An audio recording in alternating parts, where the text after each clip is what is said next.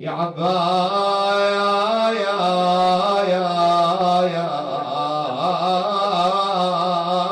يا يم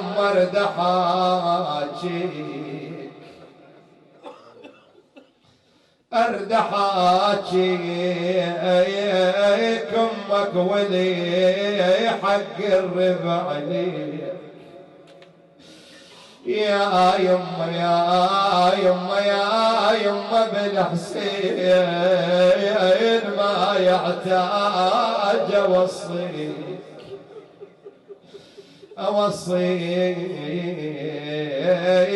وخواتك خدر بالله غوبي اويلي يا ويلي زينب ها تريد هاي ام البنين هاي الحكايه تريدها يما يا والله الخدر زينب يخلي العباس باخر صولة رجع لزينب ها يريد يبشر امه يقول لها يا زينب الي وصيه انا اريد اوصيك وصيه اخي احفظي هذه الوصيه من زينب زينب يا ضوى العين يا اخت المدينه من تطبي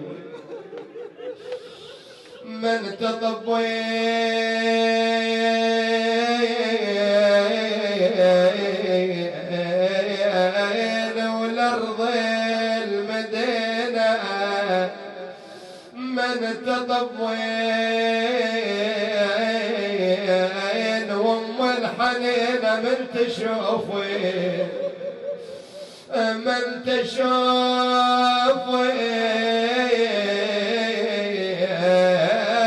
صيحي بشاره يا ام الابنين والله صيحي بشاره يا ام الابنين وياي كلكم صيحوا والله يا ام الابنين عباس فدوى راح لحسين الله الله الله الله. ولذا لما رجع بن حلم وهو يصيح قتل الحسين فأدمعي مدراره ولأن هالمرة تطلع لنصات من الجمع الأكبار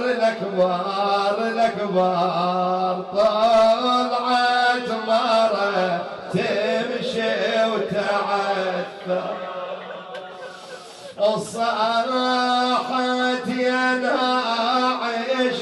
الخبر صوتك لعين دل صخر فاستوى وش هالمصيبة الله أكبر. منين هاي المرض التي تندب وتصيح؟ قالوا له هاي عندها ولد 4 والله صاحت انا ام البنين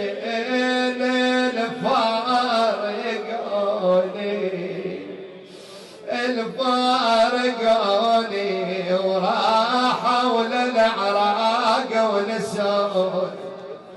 ويالي وبنصرة عزيز واعدوني. قلت له عبد الله ما قلت لك ما سألتك، قلت له عثمان ما سألتك، قلت له جعفر ما سألتك. الله أكبر هنا والله شقلها بعد يمهد له بالخبر يقول من جت العباس اشتقولين التوت وتقول قلب قرة العين ويا بدق على راسه وصايا